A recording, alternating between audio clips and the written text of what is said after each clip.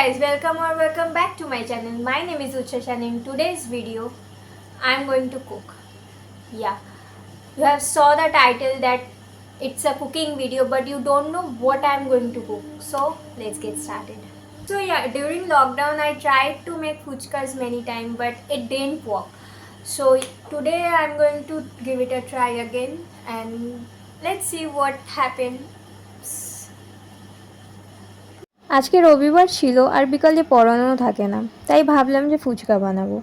তাই সারা সকাল ধরে বসে ফোনে শুধু ফুচকার রেসিপিই দেখে গেছি, কারণ এর আগেও অনেকবারই ফুচকা বানানোর ট্রাই করেছি, কিন্তু হয়ে ওঠেনি। এত প্রিপারেশন করার সময়ও আমি এটাই ভাবছিলাম যে হবে তো ফুচকাটা আদেও, আর যদি না হয় মা তো আমাকে কথা শোনাবে দুদিন ধরে।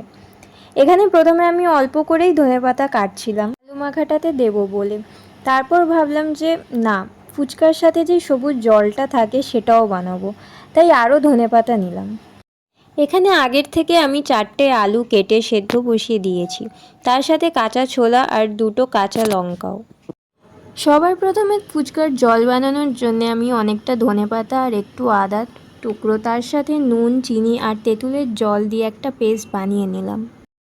এখানে ভাজা মশলার জন্যে অল্প করে 1 চামচ গোটা ধনে, জিরে, গোলমরিচ, 2টো শুকনো লঙ্কা নিয়েছিলাম। এটাকে এবারে ভালো করে ভেজে নেব। এতক্ষণে দেখে হয়তো তোমরা বুঝেই গেছো যে আমি একদমই আগের থেকে কিছু রেডি করে রাখি না, হাতের সামনে যখন যেটা পাই তখনই দিয়ে দিই ভালো লাগলে। এবার এগুলোর থেকে একটা সুন্দর গন্ধ বেরোলে এটাকে ঠান্ডা করে পাউডার বানিয়ে নেব। আমি সব কাজই খুব আস্তে আস্তে টাইম নিয়ে করি, কারণ যখনই তাড়াহুড়ো করেছি কিছু একটা গণ্ডগোল হয়েছে আমার সাথে। এখানে অনেকটা পাউডার হয়ে গেছিলো বলে আমি একটা ছোট্ট কৌটোর মধ্যে যতটা পারছিলাম পাউডারটাকে রাখার ট্রাই করছিলাম, আর বাকি যতটা ছিল ওটা জলে আর আলু মাখার মধ্যে ইউজ হয়ে গেছে। এখানে ফুচকার জলটা বানানোর জন্যে আমি প্রথমে লেবুটা কেটে নিয়েছি, তারপর যেই ধনেপাতার পেস্টটা বানিয়েছিলাম সেটা একটা ছাঁকনিতে ছেঁকে শুধু জলটা নিয়ে নেব ধনেপাতার। তারপর ওখানে আরও জল অ্যাড করে লেবু, জলজিরা আর যেই ভাজা মশলাটা বানিয়েছিলাম সেটা দিয়ে ভালোভাবে নাড়িয়ে চাড়িয়ে মিক্স করে নেব।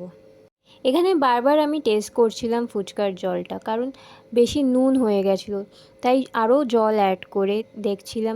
তারপর এখানে আমি ফুচকার জন্যে ডোটা রেডি করে নেব।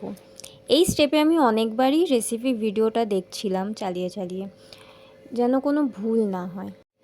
এখানে আমি 1/2 কাপ সুজির সাথে 2 টেবিল স্পুন ময়দা দিয়েছি, আর তার সাথে একদম ফুটন্ত 1/4 কাপ গরম জল দিয়ে ডোটা তৈরি করে নেব। এবারে ফুচকার ডোটা কিছুক্ষণ রেস্টে রেখে আমি আলু মাখাটা তৈরি করে নেব। এখানে আলু মাখার জন্যে আমি সেদ্ধ আলু, ছোলা আর সেদ্ধ করা লঙ্কাটাকে ভালো করে ম্যাশ করে নেব। তারপর ওটাতে আমি আমার পছন্দের মতো টেস্ট অনুযায়ী ভাজা মশলা, নুন দিয়ে মেখে নেব। আমি এটার মধ্যে ফুচকার জল অ্যাড করিনি, তোমরা চাইলে অ্যাড করতে পারো, কিন্তু আমার ফুচকার জল ছাড়াও এই জিনিসটা খুব ভালো লাগে খেতে। তারপর আলুর টেস্টটা আরও সুন্দর করার জন্যে আমি সেটাতে বেঁচে যাওয়া ধনেপাতার পেস্টটা দিয়ে মেখে নিয়েছিলাম। এখানে এবার শুধু ফুচকা বানানোটাই বাকি ছিল, কিন্তু এইটুকু কাজ করতে গিয়ে আমি যা বাসন ভরিয়েছিলাম আমার একদমই তারপর ইচ্ছা করছিল না যে আর ফুচকা বানাই। তাই ভাবলাম আগে সব ধুয়ে মুছে নিই, তারপর বানাবো। এই পুরো ফুচকার প্রসেসে আমি একটা জিনিসই বুঝেছি, যদি বাড়িতে আগের থেকে সব মশলা রেডি থাকে তাহলে 30 মিনিট এনাফ ফুচকা রেডি করতে। আমি এখানে ফুচকার ডোটা ভালোভাবে মেখে ছোট্ট ছোট্ট করে গোল করে নিয়েছিলাম।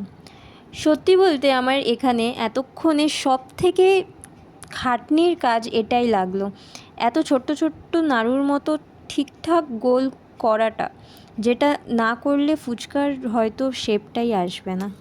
তারপর এখানে আমি গুনছিলাম যে কটা ফুচকা হয়েছে টোটাল।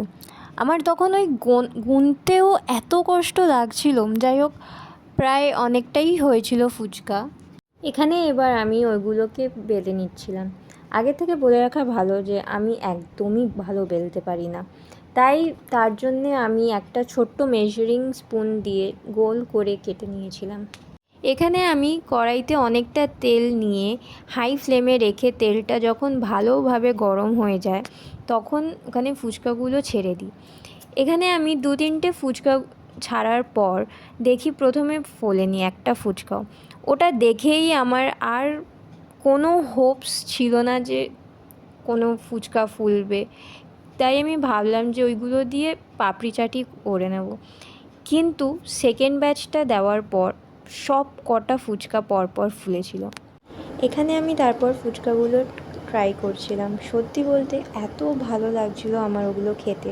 তারপর রাত্রিরেও মা পাপা আসার পর আরও কটা ফুচকা বানিয়েছিলাম। পাপা যদিও ফুচকা খায় না অত, কিন্তু ওই দিন অনেক কটাই খেয়েছিল।